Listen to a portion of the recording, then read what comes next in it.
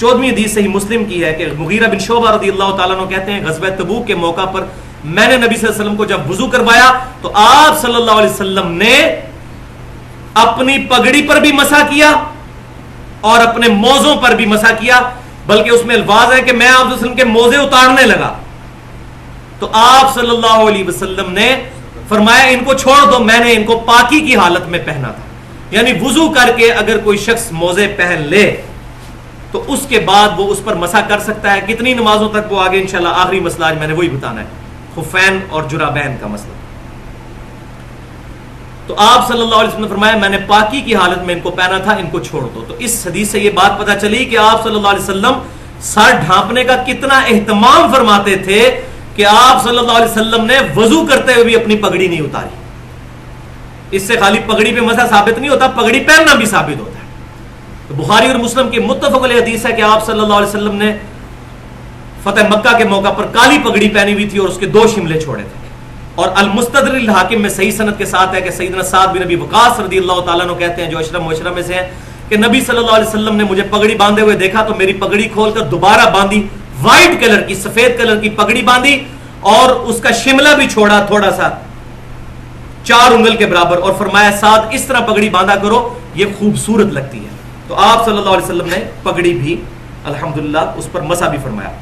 15ویں حدیث صحیح مسلم کی ہے کہ سیدہ عائشہ رضی اللہ تعالیٰ عنہا سے کسی نے مسئلہ آ کر پوچھا کہ یہ بتائیے کہ موزوں پر مسح کرنے کی مدت کیا ہے.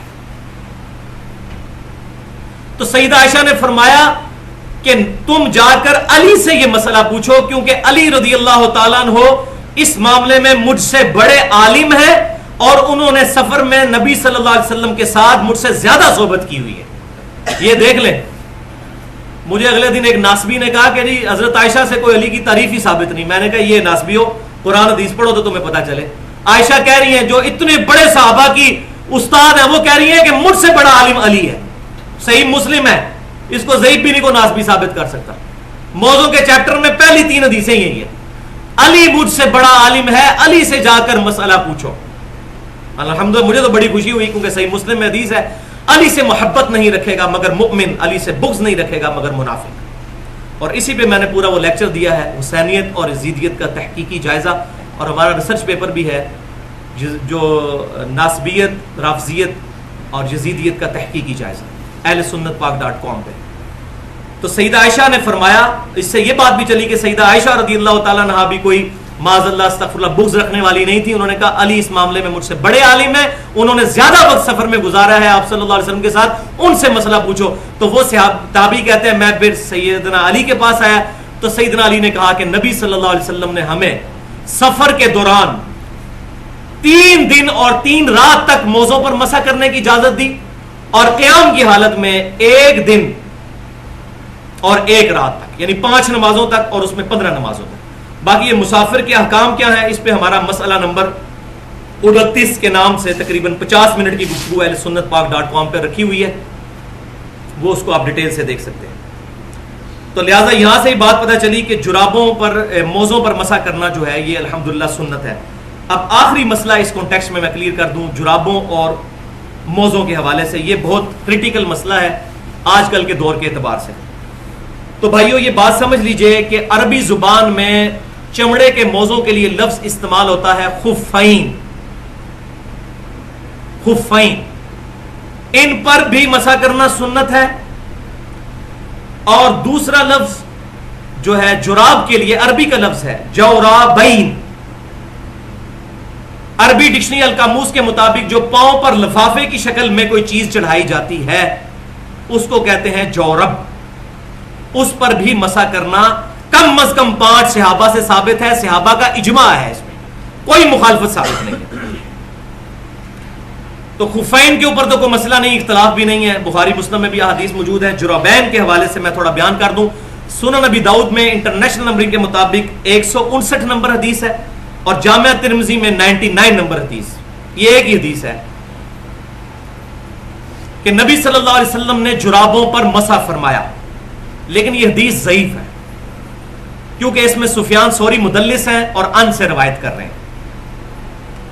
لیکن اس کے ساتھ سلف کا منہج جو امام ابو داؤد اور امام ترمذی نے لکھ دیا وہ ہمارے لیے اہم ہے. امام ابو داؤد صاحب لکھتے ہیں کہ سیدنا علی، سیدنا عمر، سیدنا ابن عباس رضی اللہ تعالیٰ عنہما سے جرابوں پر مسح کرنا ثابت ہے، خلفائے راشدین میں سے سیدنا عمر اور سیدنا علی بھی. اور امام ترمذی لکھتے ہیں اس کے ساتھ کہ کئی صحابہ کرام علیہم رضوان سے مسح کرنا جرابوں پر ثابت ہے. پھر اس کے بعد وہ لکھتے ہیں کہ امام ابو حنیفہ رحمۃ اللہ علیہ نے بھی اپنے اس مرض میں جس میں ان کی وفات ہوئی جرابیں پہن کر ان پر مسح کیا اور کہا کہ آج میں نے وہ کام کیا جو آج سے پہلے کبھی نہیں کیا تھا. تو امام حنیفہ رحمۃ اللہ علیہ نے بھی اپنے مرنے سے پہلے مرض والے جو اس وفات والے مرض میں جرابوں پر مسح کر کے اپنے اس معاملے سے رجوع کر لیا. مجھے بڑی خوشی ہوئی ہے الحمدللہ کہ دیوبند میں سے بھی اور بریلوی حضرات میں سے بھی جن لوگوں نے ترجمے کیے ہیں ابو داؤد اور ترمذی کے، انہوں نے بھی لکھ دیا ہے کہ جراب کے اوپر مسح ہو سکتا ہے. لیکن ایک بات یاد رکھیں، امام ترمذی نے لکھا ہے کہ جراب موٹی ہونی چاہیے.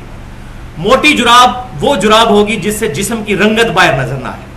یہ جو شرطیں لگائی ہیں نا کہ پانی اندر نہ جائے، یہ نہ جائے، وہ نہ، یہ سب جھوٹ ہے، کہیں موجود نہیں ہے. باریک جراب نہیں ہونی چاہیے جیسے عورتیں پہنتی ہیں وہ جس میں سکن نظر آتی ہے. اس کی حکمت مجھے سمجھ آئی ہے کہ صحیح حدیث میں آتا ہے کہ قرب قیامت میں عورتیں ایسا لباس پہنے گی کہ ننگی نظر آئیں گی.